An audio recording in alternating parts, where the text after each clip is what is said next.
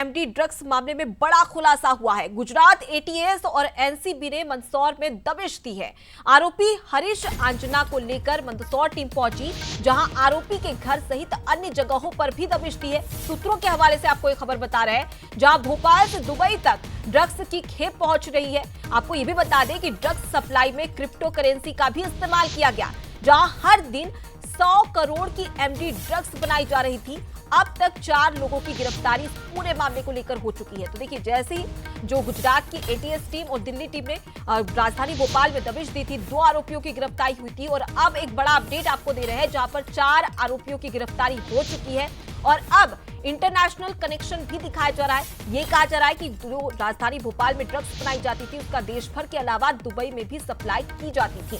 अब इसी को लेकर सवाल भी खड़े हो रहे हैं। तो वहीं आरोपी हरीश आंजना को लेकर मंदसौर पुलिस पहुंची है उसके घर पर, और अब ऐसे में कहा जा रहा है कि घर में जब जांच की जाएगी, पूछताछ की जाएगी और दबिश दी जाएगी, तो कई बड़े खुलासे इस पूरी कार्रवाई को लेकर हो सकते हैं।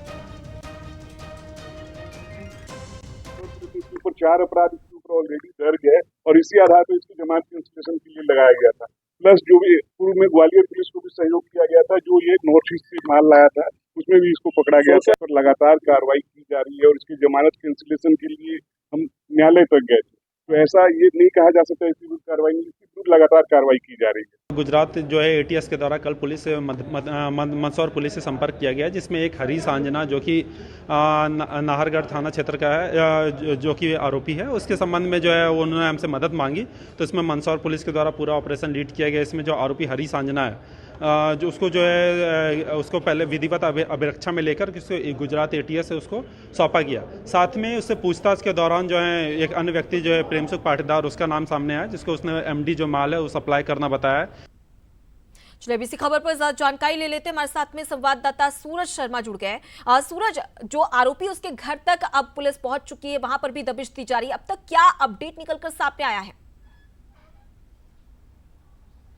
देखिए, बिल्कुल जिस तरीके से ड्रग फैक्ट्री चलाने वाला जो भोपाल का मुख्य सरगना था हेमंत चतुर्वेदी, उसके घर पर एटीएस ने भी छापामार कार्रवाई की थी और यहाँ से कुछ दस्तावेज भी लेकर गई है। खासतौर से ये पीएनटी चौराहे के पास द्वारकापुरी का इलाका है, जहाँ पर देखिए नेम प्लेट भी लगी पीसी चतुर्वेदी, जो उनके पिता के नाम पर है। 5 नंबर का मकान है और ये बिल्डिंग पूरी जो अभी है बंद है, क्योंकि एटीएस यहाँ से जो भी दस्तावेज थी वो ले जा चुकी है। लेकिन इस घर में अभी तक कोई नहीं है, ताला बंद किया गया है, लॉक है घर में। लेकिन बड़ा सवाल यही कि इतना पॉस एरिया जो द्वारकापुरी एरिया है वो बड़ा पॉस एरिया माना जाता है, उससे के बीचों बीच में यदि आदमी काम कर रहा था, लंबे समय से रह रहा था, तो किस प्रकार से इसका जो चाल चरित्र था उसको लेकर आसपास के लोग भी कहीं ना कहीं, जिस प्रकार से कुछ लोगों से बातचीत हुई थी ऑफ रिकॉर्ड, कि वो भी यही कह रहे थे कि कहीं ना कहीं सस्पेक्टेड लगता था। सिर्फ शाम के समय कई बार कुत्ते को घुमाने के लिए वो यहाँ पर नजर आता था। तो ऐसे में अमित चतुर्वेदी को पूरा इस मामले में क्या कनेक्शन है, किस तरीके से वो भोपाल में, उसके साथ और कौन कौन लोग थे, इसको लेकर लगातार एटीएस छानबीन कर रही है।